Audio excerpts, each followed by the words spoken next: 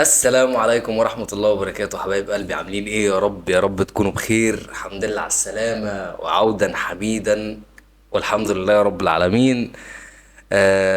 اجازة سعيدة والحمد لله على السلامة، والحمد لله على سلامة الاهلي، والحمد لله على سلامة حاجات كتير قوي قوي قوي هنتكلم فيها مع بعض. مبدئيا وعدت وعد الحر دين. غيرت الحاجات اللي ورايا والكنبة والكلام دوت على قد ما اقدر، لكن يعني اتمنى ان شاء الله يعني ان شاء الله يبقى في تطور مستمر يعني اكتر واكتر واكتر في الفترة الجاية باذن الله، وكله بفضل ربنا سبحانه وتعالى، ثم بفضل دعمكم ليا حتى لو بكلمة بسيطة، فبشكركم عليها جدا جدا جدا جدا جدا. طيب، الاهلي يفوز بثلاثية على نادي الشرقية انبي بعد معاناة في المباراة. يعني لو يا كابتن حسين عموتة، بجد والله لو انت شايف ان انت كنت، يعني انت كنت بتخفي عننا العك ده، فاحنا متشكرين جدا والله. يعني انت لما كنت رافض ان المباريات تبقى مذاعة وان احنا نتفرج عليها، لو كان عشان مصلحتنا في ان احنا ما نشوفش القرف ده، فاحنا مبسوطين جدا جدا جدا وبنشكرك جدا جدا جدا جدا جدا جدا. بس مش ده اللي انا مستنيه منك. مش ده اللي انا جايبك عامل معسكر في اسبانيا وعمال بتلاعب فريق مش عارف ايه وتجرب مع فريق مين وتروح تلعب برشلونة وتروح تلعب مش ده اللي انا جايبك عشانه، يعني عشان اشوف الاداء ده. مش جايبك عشان اقعد اعصر برضه في اعصابي واتعب نفسي زي الموسم اللي فات. انا ما فيش حيل ان انا استحمل اللي حصل في الموسم اللي فات انه يحصل تاني او ربعه حتى. فكرة ان انا بقى انزل الماتش خسران، كل ماتش انزل وافتح ويخش فيا جوال، وبعد كده اقعد بقى ادور هحل الدنيا دي منين، وهلم منين، وهلم ورا مين، ومين عندي هيعمل مشكلة، ومين عندي مش عارف ايه، ومين عندي في الدفاع لازم يتغير، ومين عندي في الهجوم لازم يتغير. وفي ناس كده معينة يا كابتن حسين ما ينفعش تقعد كل ده على الدكة، خصوصا في مباراة انت بدأتها وحش جدا وخسران فيها 2-0 في مثلا في 26 دقيقة ولا حاجة. في ناس لازم كان لازم يمكن ما بين الشوطين، او لو مش عايز تبقى تخليها شكلها وحش قوي، يعني ممكن مثلا في الدقيقة 60 كان يحصل التبديل. لكن مع احترامي ليك ومع احترامي لاختياراتك ومع احترامي لقراراتك، وان انت المدير الفني وان انت رقم واحد وان الناس دي كلها في ظهرك وان انت المسؤول الاول والاخير عن الكلام ده كله، واحد زي حسين الشحات ما بيقعدش على الدكه للدقيقه 85، ما بيلعبش 5 دقايق يا كابتن. واحد زي حسين الشحات ما بيقعدش للدقيقه 85، وعندي اشرف بن شرقي مطلع ميتيني، وعندي طاهر مطلع ميتيني، وعندي زيزو مطلع ميتيني. لا لا لا، يعني ابتدينا نشوف زيزو بيتحرك في نص الملعب، وابتدينا نشوف زيزو بيعمل آه آه شوية ضغط من العمق وبتاع، لكن برضه هيفضل زيزو هو زيزو. هيفضل زيزو هو زيزو. عندي مشكلة ان زيزو هجيلك فيها، واحنا بنتكلم على لعيب لعيب. لكن في لعيبه كده كابتن ما ينفعش ما تعتمدش عليها في الوقت او ما ينفعش بمعنى صح، ما ينفعش تقل منها وتديها 5 دقايق. تمام. والراجل اللي انت اديته واحد من الاتنين اللي انت اديتهم 5 دقايق، الله اعلم انت مقتنع بيهم، الله اعلم انت مش مقتنع بيهم، الله اعلم بتعمل معاهم كده ليه. واحد منهم ربنا سبحانه وتعالى جعله سبب في الفوز النهارده، وجاب جول، وجاب لك 3 بوينت، والراجل كان فرحان، ما اعترضش، ما اتضايقش، ما سكتش، ما بصش بقرف، ما قالش هص، ما عملش. الحركات دي مش عندنا الحمد لله. الحاجات دي مش عندنا. اول مباراة ما فيهاش مشكلة، اول مباراة رسمية مفيش مشكلة، بنجرب مفيش مشكلة، بنشوف الرسميات جوها عامل ازاي مفيش مشكلة. ولكن يا كابتن حسين، نرجو من حضرتك التركيز في اللي جاي، لان زي ما بنقول احنا عندنا في مصر كده مثل كده، او هو بقى مثل مؤخرا، ان اللي جاي لا فيه راحة ولا بالراحة. فانت خلي بالك عشان داخل على مدعكة كبيرة قوي، وجمهور الاهلي ما بيقبلش بالقليل. لازم حد، كابتن وائل جمعه او كابتن سيد عبد الحفيظ او غيره او غيره او غيره، يوصل لك ان جمهور الاهلي ما بيقبلش بالقليل. جمهور الاهلي ما بيقبلش ان اللي هو الا اللي هو يبقى الا انه يكون رقم واحد، الا الفوز. التعادل ما بقبلش بيه، ما بقبلش بوينت. يعني ايه بوينت؟ انا ما عنديش غير ان انا بنزل كل ماتش ان شاء الله عندي 3 بوينت بنزل اخدهم واجي، ويهمني ان ادائي يبقى كويس. مش هقول لك اكسب وما تلعبش، لا، العب واكسب. هو ده اللي انا عايزه كجمهور النادي الاهلي. هو ده كمشجع للنادي الاهلي، هو ده اللي انا بحبه، هو ده اللي انا جايبك عشانه. طيب، شخصية الكابتن حسين عموتة ظاهرة إلى حد ما. الراجل مش زي القرف اللي كنا بنتفرج عليه السنة اللي فاتت. مش واقف نايم، الراجل بيزعق، الراجل بيزعق لتخين وصغير وكبير ومش فارق مع حد. ايه اللي دار ما بين الشوطين جوه الغرف المغلقة محدش عنده علم، لكن اعتقد ان كان في تعنيف، لان التعنيف ده كان باين قدام الكاميرات. الراجل لا بيفرق معاه ميديا، ولا بيفرق معاه كاميرات، ولا بيفرق معاه ان هو اون اير، ولا الكلام ده كله. فدي حاجة برضو تميز الكابتن حسين عموتة. طيب، كابتن حسين عموتة بدأ النهاردة بشوبير وهاني، هادي رياض والجزار، فؤاد وكوكا ومروان، زيزو، منصف بكرار، وبن شرقي وطاهر. طيب، عندنا كام علامة استفهام كده، احط لك علامات الاستفهام بتاعتي الاول، وبعد كده نتكلم على لعيب لعيب. عندي علامة استفهام كبيرة قوي على طاهر، عندي علامة استفهام كبيرة قوي على كوكا.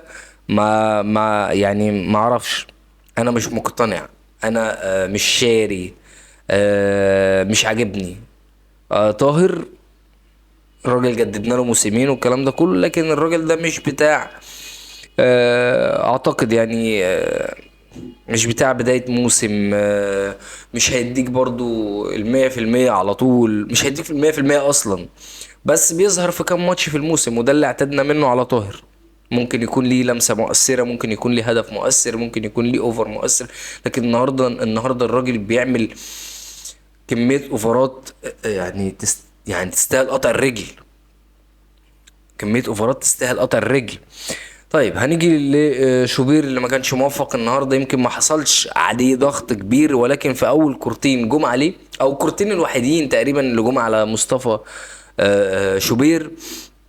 الراجل ما كانش موفق خالص خالص خالص، ما كانش مش عارف اشيلها له ولا مش هيلهالوش، ولكن يعني الكرة الأولانية، عارف أنت الجول الأولاني عندك مشكلة مع خط الدفاع، الكرة التانية خط الدفاع اتضرب برضو، فمش قادر أشيله الغلط بتاع الجولين. ولكن مصطفى طبعا لعيب كبير جدا جدا، مفيش اختلاف عليه، مفيش حد يقدر يتكلم في حاجة زي كده. مش هقدر شايله حمل الجولين اللي دخلوا دول. هفوات دفاعية وأخطاء دفاعية، حاجة أول مرة بنشوفها، حاجة في منتهى الاستسهال، الناس بتستعبط كخط دفاع، أو يمكن مش في الجول الأولاني، بتكلم على الجول التاني أكتر. البينيات اللي بتتلعب في ظهر المدافعين، لا، في حاجات كتير أوي محتاجة تظبيط، ولكن خلينا نقول إن هي بداية. اعتقد من وجهة نظري كان لينا الى حد ما شكل، حتى ولو بسيط، ليك شكل في الملعب حتى ولو بسيط، على عكس تماما السنة اللي فاتت تلعب وحش ومالكش شكل وبتخسر، ويعني عارف انت اللي هو ايه، خسران دنيا واخرة السنة اللي فاتت دي. ولكن السنة دي اعتقد ان احنا لينا شكل شوية داخل ملعب المباراة. نتمنى ان ده يعني يستمر، والاخطاء نتداركها بسرعة كده من بداية الموسم، ونتوكل على الله، ونبدأ موسم كويس ان شاء الله مع بعض. طيب، هاجي لمحمد هاني. كواحد من كباتن النادي الاهلي. وما انا مش فاهم، يعني انا ما مش عارف انت برضو، انا برضو قلت الكلمتين دول السنه اللي فاتت والموسم اللي فات يا جدعان، والله العظيم قلت الكلمتين دول. قلت انا مش عارف محمد هاني ده وحش ولا حلو، بس هو يعني عارف انت سبحان من وزع الارزاق يعني. بس مش عارف، يعني هو شويه بيضغط كويس، وشويه وحش، وشويه بيعمل اوفرات كويسه، وشويه وحش. فانا ما بقتش فاهم له. فهو بالنسبه لي الجناح المحير، او الباك المحير، انا مش بقتش فاهم حاجه. بس النهارده لو هندي ارقام مثلا من 10 من الكلام ده كله، فممكن محمد هاني ياخد 4 5 من 10، مش اكتر من كده، مش اقل من كده. انا ما حسيتش ان محمد هاني مؤثر شويتين في الماتش النهارده. في مشاكل كتير قوي قوي قوي في نص الملعب، وفي مشاكل في الخط الدفاعي، ولكن اتمنى تدارك ده سريعا سريعا سريعا، ونلم الدنيا على طول، وان شاء الله ما يكونش في اخطاء تانية في المباريات القادمة. عندنا ماتش زد الجولة الجاية اعتقد، ان شاء الله ربنا هيوفقنا ونكون تداركنا المواقف او المشاكل اللي حصلت النهاردة في المباراة. ولكن هم 3 نقط مهمين في افتتاحية الدوري، مفيش فيهم مشكلة. طيب هادي رياض ما ظهرش خالص النهارده، يمكن كان الضغط كله على عمرو الجزار. فهادي رياض يمكن كام كوره موجود فيهم حاجه بسيطه خالص خالص من وجهه نظري، ما شالش كتير، ما بظهرش كتير، ولكن الى حد ما ثباته كويس في الملعب. تمركزه كويس. مش هقدر برضه اديله حقه دلوقتي خالص خالص خالص لما نخش في المعمعة اكتر واكتر. لكن كان عاجبني النهارده عمرو الجزار قوي. عمرو الجزار بيخش ويخبط ويحاسب من ضربة الجزاء، ويحاسب ان هو يعمل خطأ في حتة مؤثرة عفوا، ويطلع كور بدماغه كويس قوي. تمركزه كويس، والجامب بتاعه كويس. لا عمرو جزار عاجبني، من احسن اللعيبه هو ومروان عطيه، بالرغم من ان مروان كان عنده تمريرات يعني فضيحه، تمريرات قاتله، كلها اخطاء وتمريرات خاطئه قاتله من خلال مروان عطيه. طيب كان في مين تاني؟ كريم فؤاد. سلامات يا كريم، الحمد لله على السلامة، وربنا يا رب يتوب عليك بقى من الإصابات دي ويبعدها عنك بأمر ربنا سبحانه وتعالى، وتستمر، وربنا يعوضك خير عن كمية الإصابات اللي أنت كنت فيها في فترة من الفترات. ولكن كريم فؤاد برضه أنا عذره، لأن دي أنا شايف إن هي مش حتته. الراجل بيوصل كويس قوي، الراجل بيخترق كويس قوي من ناحية شمال، لكن عنده مشكلة في حتة الأوفر، لأنه لازم يعدل على يمينه، لأن ده واضح جدا جدا جدا. بس أنا عشان عندي تساؤل إن ليه كريم فؤاد موجود، أو ليه كريم فؤاد باك شمال، طالما عندي كريم الدبيس، ليه ما ابداش بكريم الدبيس في المكان ده؟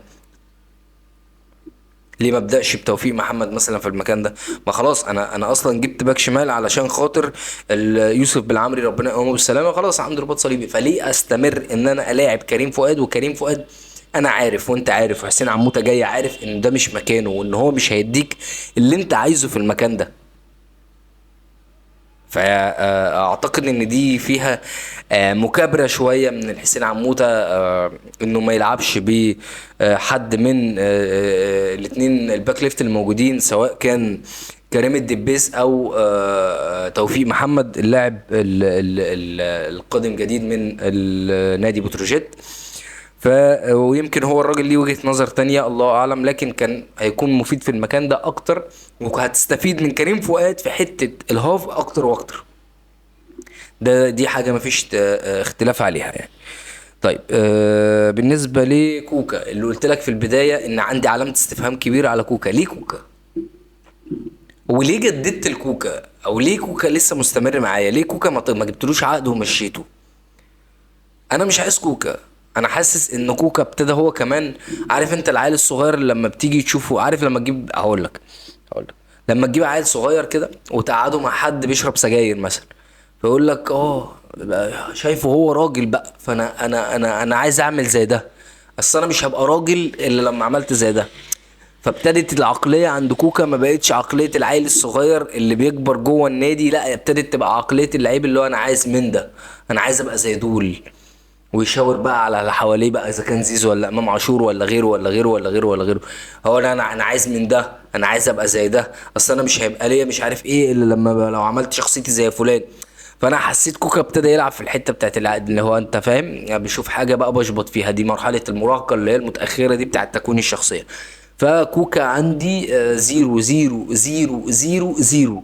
الراجل عارف انت فكرني النهارده وهو بيطلع الكرة بدماغه في كرة الجول الأول بتاعت انبي او الشرقيه انبي يعني.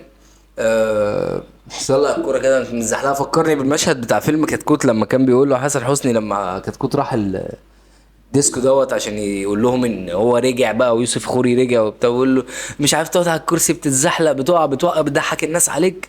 هو ده، هو ده كوكا في كورة الجول الاول. ما شفتهاش غير كده يعني. انا بصراحه ما خطرش في بالي وانا بتفرج غير المشهد ده. يعني يعني ايه مش عارف اطلع كوره بدماغي؟ يعني ايه؟ يعني ايه كوره؟ يعني في حصلت برضو واحده تانية، اعتقد من يا مروان عطيه يا كريم فؤاد. بس ما كانوش مؤثرين بالقدر اللي كانت الكوره مؤثره فيه بتاعت كوكا. فكوكا، تساؤلي انا الشخصي لاداره النادي الاهلي، ليه كوكا موجود وانا جبت اكرم؟ ليه كوكا موجود وانا عندي اتنين باك ليفت، تلاتة لما يرجع بالعمري؟ ليه كوكا موجود اصلا؟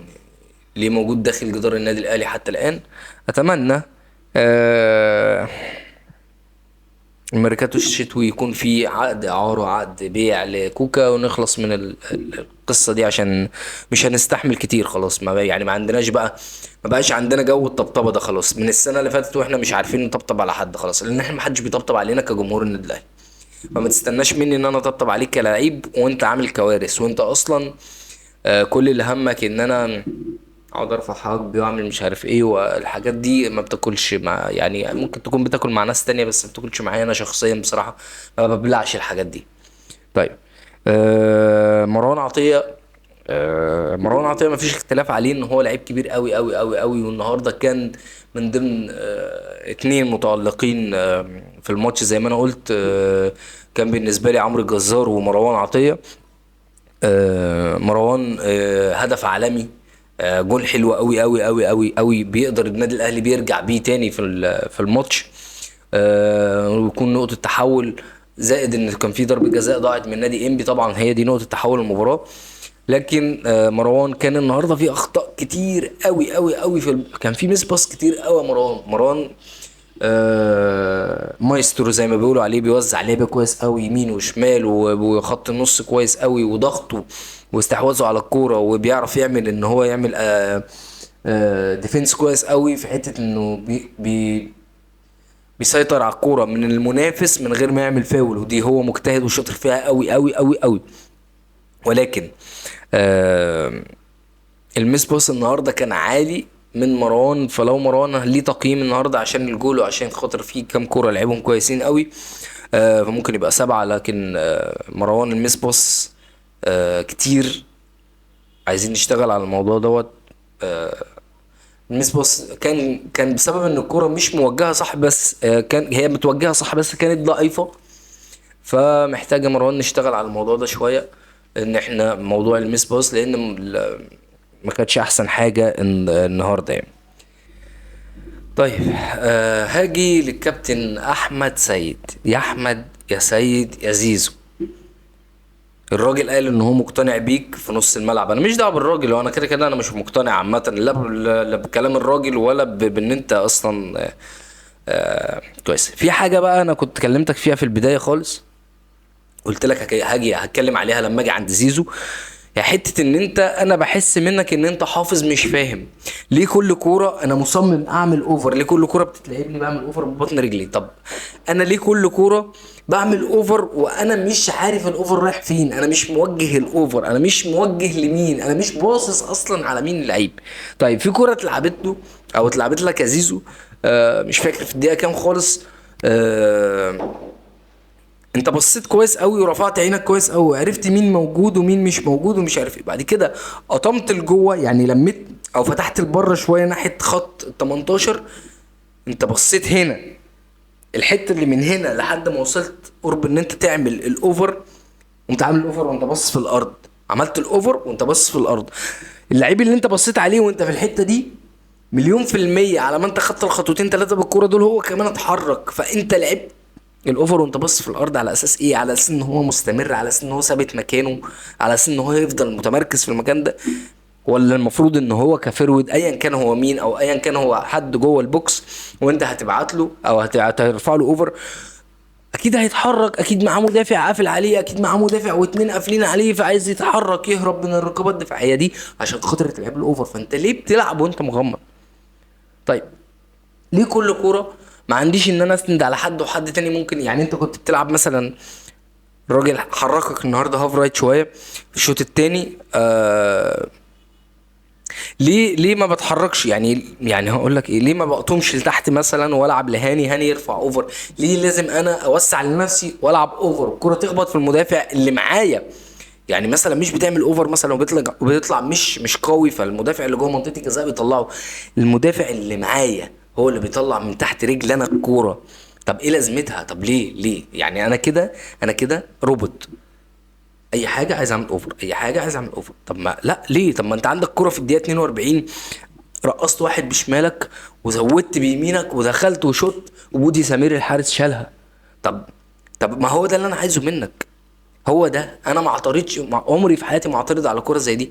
يا اخي ضيع، يا اخي شوط على الجول، يا اخي عدي باصي، مش باصي بس، اعمل مراوغات وشوط على الجول وضيع وهات في العارضه وشوط بره الجول وقريب من الجول، مش هتضايق، بس اديني اداء. عارف انت بالبلدي كده، اديني حاجه تخليني، اديني حاجه تشفع لك عندي، علشان انا تعبت كمشجع اهلاوي، مش انا كلوحدي احمد، ولكن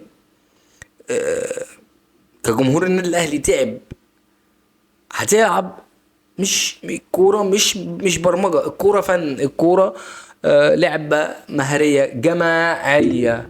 مش انا لوحدي اللي لازم اعمل الاوفر، مش انا لوحدي اللي لازم اعمل مش عارف ايه. مبروك على ان انت فتحت التسجيل النهارده في اول ماتشات الدوري، وان شاء الله تطلع يا عم سيدي هداف الدوري. انا ما اكرهش ان لعيب من عندي يطلع هداف الدوري، وبالاخص لو زيزو، عشان الهمبكه والهيصه اللي حاصله عليك.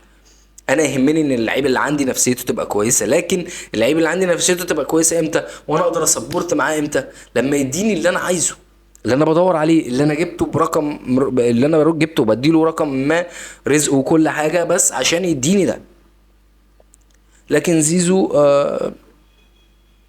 ما اعرفش، لا مش صح، مش حاجة يعني، مع حاسس ان دي كلها افتكاسات من دماغك، مستحيل تكون دي تعليمات مدرب شايف ان انت مش عارف ترفع اوفر فمصمم يخليك تلعب ناحية اليمين وترفع اوفر ترفع اوفر ترفع. لا يا راجل، لا، نسند على بعض، نعمل 1 2، نعمل هاني هيطلع لك اسند عليه، يتحرك يحط لك واحده في النص، زي ما كان بتحط المنصف لمنصف بكرار النهارده لما لعب ناحيه اليمين، حطيت له اكتر من واحده بينيه، والراجل حاول ورفع منهم واحده اوفر، خدنا منها ضربه جزاء بتاعت اشرف بن شرقي لما اتزق في ظهره، اعتقد كالوشا او حد. ف كده اهي الكوره كده، الكوره سهله، فما تصعبهاش علينا وما تصعبهاش على نفسك يا احمد. طيب منصف بقرار اعتقد النهارده ما كانش ظاهر قوي بالشكل المطلوب، لحد ممكن بدايه الشوط التاني ما كنتش عارف اصلا منصف بقرار بيلعب ايه. هل هو هاف رايت، هل هو فيرود، هل هو هاف ليفت؟ انا مش عارف، لان كان عندي اشرف بن شرقي هاف ليفت، كان عندي طاهر بهاف رايت، كان عندي زيزو اعتقد كان 10. فمنصف بقرار الشوط الاول ما كانش متقدم قوي، فما اعتقدش ان هو برضو يعني، ممكن كان يكون شادو سترايكر مثلا. لكن في الشوط التاني الراجل ظهر على انه هاف رايت، آه، اداها كويس الى حد ما. في الشوط التاني ابتدى يظهر، فهو بالنسبه لي لعب الشوط التاني كويس. لكن الشوط الاول منصف بكرار مش موجود لسه، برضو ما ظهرش لسه، ما انسجمش مع الفريق. وبالذات اللعيبه اللي بتيجي جديد وبتكون اجانب، انا بشوف ان هم نديهم فرصة مرة واثنين وثلاثة واربعة وعشرة. ليه؟ لان ده العقلية بتاعته غير العقلية بتاعت لعيبي انا. ممكن يكون عندي لعيب زي توفيق محمد لسه جاي جديد، ممكن ينسجم بسرعة جدا مع الفريق ويتصاحب بسرعة جدا على اللعيبة وبتاع، ويكسر حاجز او البريكنج ايس اللي بنقول عليه دوت. آه، لكن اللعيبه الاجانب بيبقى معاهم شويه اعذار. فماشي منصف بقرار مفيش مشكله، انت تسببت النهارده الاوفر بتاعك في ضربه جزاء لكابتن اشرف عبد الباقي، اللي انا مش فاهمه بصراحه. بالنسبه لي اشرف بن شرقي، اشرف عبد الباقي، لان الاتنين بيقدموا ضحك. ده كان بيعمل مسرح مصر، وده بيقدم ضحك في الملعب. انا النهارده ضد جدا جدا جدا ان ياخد مان اوف ذا ماتش اشرف بن شرقي. لا خالص خالص خالص، كان عندي عمرو الجزار ياخدها احسن بكتير جدا من آه اشرف بن شرقي. ما قدمليش اي حاجه خالص، ما قدمليش اي حاجه خالص. مش ما عنديش، هو ممكن مراوغه او اتنين خد عليهم فاول، لا بس مش هو ده اللي انا عايزه. يعني مش عايزك تقعد تلعب لي 90 دقيقه، ساعه ونص، تعمل لي مراوغه او اتنين. فلا بصراحه الموضوع بالنسبه لاشرف بن شرقي لا. لو هديله رقم مثلا ممكن اديله 3 4 من 10، فما يطلعش مان اوف ذا ماتش نهائيا. طاهر، قلت لك في البدايه ان طاهر عليه علامه استفهام كبيره قوي قوي قوي قوي. طاهر مش اللعيب اللي ممكن تقعد تلعب بيه كده في بداية الدوري او في الماتشات، او تبدأ بيه او الكلام ده كله. كان ممكن تبدأ بحسين شحات، كان ممكن تبدأ بمنصف بكرار، كان ممكن تبدأ بأقطاي، وتلعب حد ناحية اليمين غير طاهر يعني اقصد. حاجات كتير قوي قوي قوي قوي كان ممكن تتعمل، لكن غير ان طاهر يلعب، طاهر مش هيديك. ما ادانيش النهارده اداء الراجل النهارده. في كام كوره زيزو كان بيسقط تحت كده، والراجل بيعمل اوفر، كان بيسقط له لتحت ويشاور له. انا نفسي كنت عمال اقول طب ما زيزو اهو، طب ما زيزو اهو، طب ما زيزو اهو، والراجل بيلعب اوفر برضو. حاجه تقرف يعني. يعني هو حتى انت لو شفت الكوره بتاعت الجول بتاعت مروان عطيه، في اتنين لعيبه سقطوا لتحت او اخروا نفسهم لتحت عشان الاوفر يتلعب لهم. اتلعب برضه في وسط مدافعين انبي او الشرقيه انبي من طاهر. كرة اتردت رجعت اتلعبت بقلشة من مدافع انبي. مروان ما استلم، ما سماش سند واحدة والتانية في 90. اللهم صل على النبي، يعني حاجة تفرح يعني. طيب مين نزل عندي؟ طبعا مش هتكلم على تبديلات حسين الشحات، تبديلة حسين الشحات وقفشه. الناس دي ما بتلعبش 5 دقايق. قفشه اتمنى يرجع قفشه تاني بتاع زمان، اتمنى جدا جدا جدا جدا جدا، عشان ما تحوجش ال 22 خالص. ولو عايز امشيه امشيه. آه مش دول يا كابتن حسين عموته اللي بيلعبوا 5 دقايق. طيب مين نزل عندي تاني؟ نزل عندي علي محمود. يمكن كان في كام كرة في نص الملعب هو اللي شارك فيهم، لكن ما كانش برضو آه، في الفورمة. انا برضو عاذر لعيبة كتير ان ده بداية الدوري، لسه ما لعبتش دوري قبل كده مع النادي الاهلي. طيب مين تاني نزل عندي؟ سفيان بن جديدة. عالمي. يعمل اسيست عالمي خيالي بكعبه لقفشه. ويمكن هي دي الكرة الوحيدة اللي ظهر فيها سفيان. لكن برضو ما خدش وقت كبير. لسه قدامنا ان شاء الله الدوري هيظهر لعيب كبير وعنده امكانيات كبيرة قوي قوي قوي، سواء هو او منصف بقرار.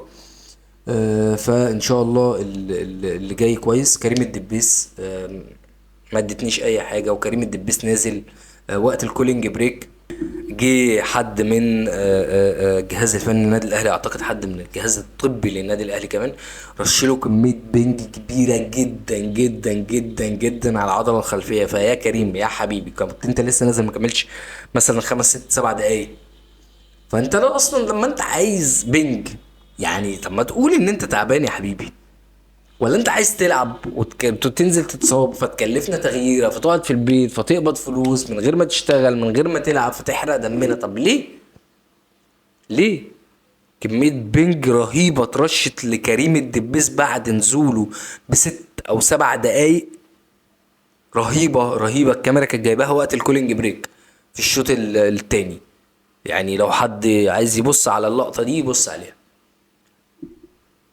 فلا، طب ليه؟ طب ليه اصلا؟ ليه كريم الدبيس؟ زي ما قلت لك علي محمود ما ظهرش بالشكل المطلوب قوي.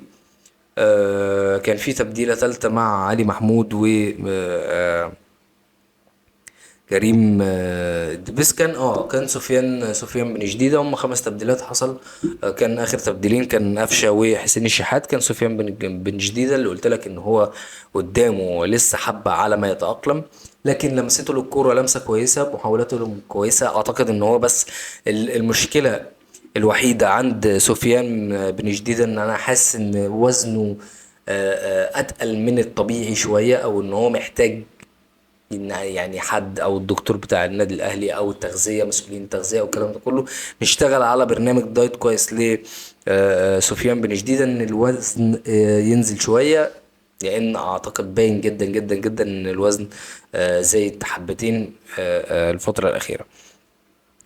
طيب، 3 نقط مهمين في افتتاحية الدوري. 3 نقط مهمين يدوا ثقة للعيبة: جول حلو لقفشة يديله ثقة، جول لمروان يديله ثقة، جول لزيزو يديله ثقة. ولكن يا كابتن حسين، الأداء لابد ان انت اللي تكون متقدم في كل المباريات، لابد ان انت اللي تكون بتبادر بالهجوم في كل المباريات، لابد ان انت اللي الفرق تحاول تجري وراك علشان تجيبك، مش انت اللي بتجري ورا الفريق بعد ما بيتقدم عليك. طيب، خليني اقول لك كلمتين يا كابتن حسين عموته. احنا عندنا في الدوري، بعيدا عن ان انا عايز البطولة، انا بلعب على بطولة، واي بطوله بخشها بلعب عليها، بلعب، ده رقم واحد بالنسبه لي ان انا داخل عايز البطوله دي. طيب، خليني افهمك حاجه: ان في عندك فرقتين في الدوري المصري انت بتلعب معاهم، الماتش ده بيبقى بالنسبه للجمهور حياه او موت. ماتش الزمالك وماتش بيراميدز. بالنسبه لي الزمالك سهل، لان انا اكلته علقه السنه اللي فاتت وانا ميت اصلا، يعني فاهم. انا قمت من موتي، نفضت هدومي كده، اكلته علقتين، دور اول ودور تاني ومشيت. طيب، انا كاهلي خسرت من بيراميدز رايح جاي السنة اللي فاتت. حسين يا عموتة، ده بالأخص ما ينفعش يتكرر مرة تانية نهائيا. ما ينفعش تبقى فرقة قايمة على دولارات الخليج وانا تعمل فيا انا كده. ليه؟ لان انا بالنسبة لي اللعيب اللي هناك ده هو مش لعيب كورة ما بيلعبش المتعة، هو لعيب كورة بيلعب من اجل المال والشهرة. طيب، موظف يعني، بمعنى ادق يعني. فانا بالنسبه لي ما ينفعش اخسر من بيراميدز سنتين ورا بعض. فانت لازم تحل في القصه دي، وبقول لك من بدري اهو، من قبل ماتش بيراميدز بكتير، من قبل ماتش الزمالك بكتير. بس فهم كانوا كلمتين محشورين في الزور. سامحوني لو كنت طولت عليكم. ان شاء الله من بدايه الدوري بنقول ان الدوري اهلاوي، ان شاء الله هتلاقونا في ظهر النادي الاهلي، في ظهر اداره النادي الاهلي. دعواتكم، لان الاوضاع مش احسن حاجه، الحمد لله رب العالمين. وفي النهايه حابب اقول لكم احمدوا ربنا. احمد ربنا على كل حاجه انت اعتدت ان انت تشوفها ان هي طبيعيه، ولكن هي عندك هي نعمه كبيره وانت مش حاسس بيها لان انت شفتها طبيعي. احمد ربنا على النفس اللي داخل خارج منك، احمد ربنا على اللبس اللي بتلبسه، وعلى البيت اللي موجود وبتنام في امان وانت مقفول عليك 4 حيطان. احمد ربنا على غطا ممكن تستغطى بيه في شتاء. احمد ربنا على اهلك لو موجودين، واحمد ربنا على آه، آه، كل حاجة ربنا سبحانه وتعالى اداها لك. احمد ربنا على رفاهية ان انت تقدر تصحى من النوم تشوف انت عايز تفطر ايه، وتختار تفطر ايه، تختار تتغدى ايه. رفاهية الاختيار سواء في اللبس او في الاكل او في ايا كان، فهي رفاهية الاختيار دي نعمة من عند ربنا سبحانه وتعالى. آه، ما تمدش عينك للي في ايد حد، ما تبصش لحد في حاجة، ما تقولش اشمعنى هو عنده دي وانا ما عنديش. الحاجة اللي عند حد ومش عندك، انت شفت الحاجة الوحيدة اللي ممكن تكون بتسعده، لكن انت ما تعرفش هو شايل شيلة عاملة ازاي. فلو انت هتبص للحاجة دي، خد الشيلة كاملة، وصدقني مش هتقدر تشيلها، لان ربنا سبحانه وتعالى خلق لكل انسان حياته على قد اللي يقدر يشيله. لا يكلف الله نفسا الا وسعها، يعني ربنا ما بيديش الحاجة للبني ادم الا وعارف ان هو هيقدر يشيلها. احمد ربنا في كل وقت، احمد ربنا على كل حاجة. احمد ربنا انك بصحتك، احمد ربنا انك عيان، احمد ربنا انك شقيان، احمد ربنا انك تعبان، احمد ربنا انك في كل وقت وفي اذان. احمد ربنا سبحانه وتعالى، لانك هتكتشف فيما بعد ان الدنيا مزنقه معاك، مش عايزه تفتح، مش عايزه تاخد خطوه، مش عايزه تنفرج بقى وانجح زي فلان وعلان وعلان وعلان. لكن هم وقتهم جه، انت وقتك ما جاش لسه. هتحصل كل اللي انت نفسك فيه، لكن قول دايما الحمد لله، ولئن شكرتم لأزيدنكم. فالحمد لله دائما وأبدا، الحمد لله رب العالمين، لأنك هتكتشف فيما بعد إن المنع اللي ربنا سبحانه وتعالى منعه عنك هو قمة العطاء اللي ربنا سبحانه وتعالى ممكن يديهولك. فمش عايز أكون طولت عليكم. احمدوا ربنا سبحانه وتعالى، الحمد لله على كل شيء. أشكركم كل حاجة حلوة اتقالت لي، سواء على البرنامج أو بره البرنامج. ناس قريبة مني أوي اللي هتفهم أنا أقصد إيه. لكن الحمد لله رب العالمين في السراء وفي الضراء، الحمد لله رب العالمين في كل وقت وأذان. عشان ما أطولش عليكم، أشوفكم إن شاء الله بعد مباراة زد اف سي والنادي الأهلي. السلام عليكم.